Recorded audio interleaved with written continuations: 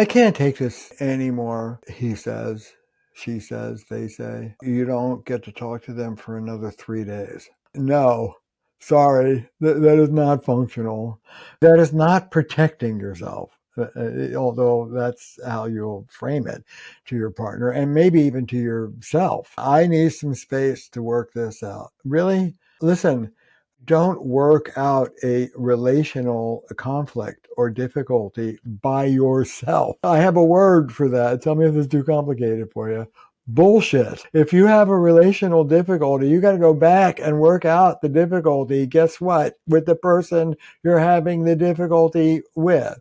Oh no, I need some space. To do what?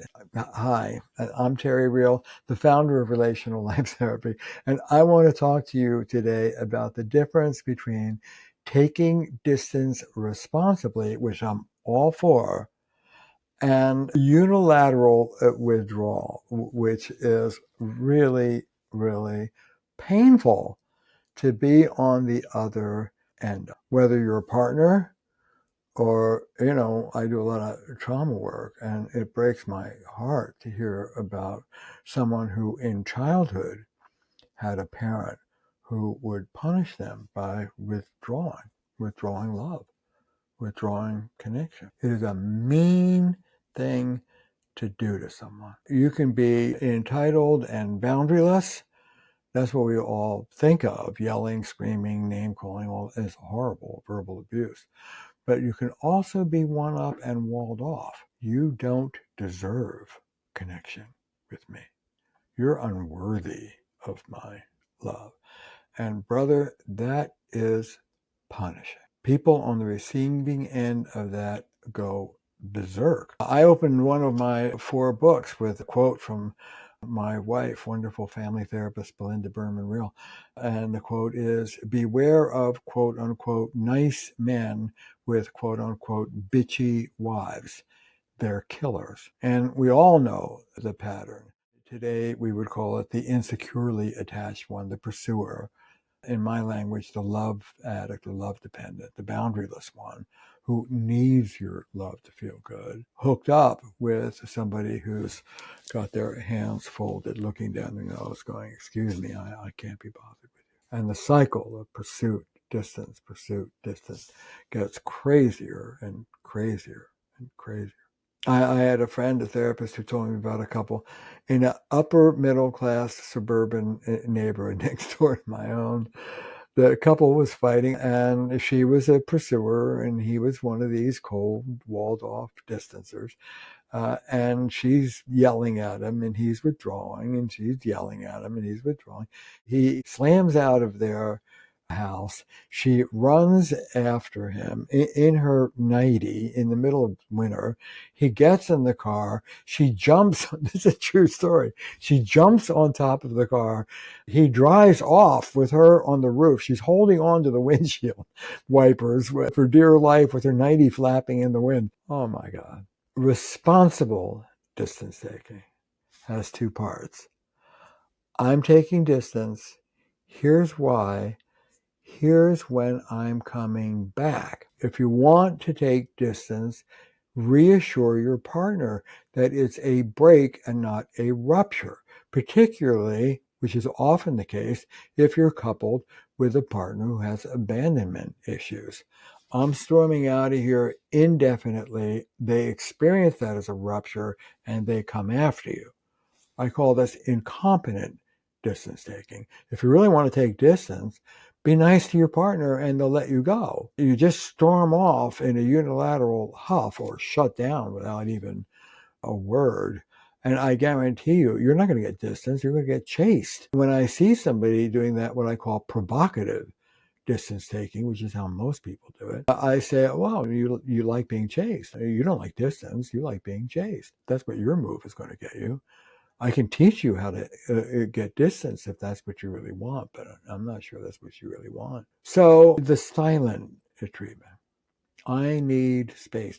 I need to process what happened. Okay, good. Go process what happened. Meditate on it. Talk to your inner child about it. Call your sponsor. Call your therapist. Call your friend. I'll give you 2 hours max. And then you come back and you deal with each other. This business of, I need space and I'll talk to you in a day or two. No. And I say to someone, what are you doing? Like, what is the process you're going through to try and resolve this on your own exactly? And of course, they can never articulate, because what they're really doing is sitting around nursing their grudge for 2 days.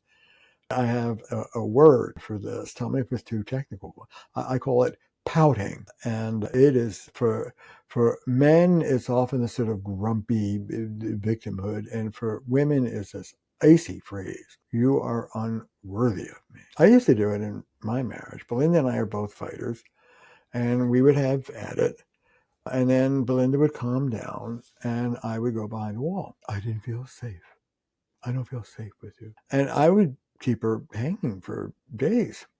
Oh, honey, it was great being with you last night. Oh, okay. That kind of passive aggressive bullshit. And she finally called me on it. And I would say, and I would believe it back then, how would you expect me to be close to you after the way you treat it? Yeah, right. Get off your high horse. If you are one up and walled off, get off your high horse. Roll up your sleeves, get back into the ring and engage. Not because you need space and you're covertly punishing the person, but because you're feeling hopeless about getting through to the person.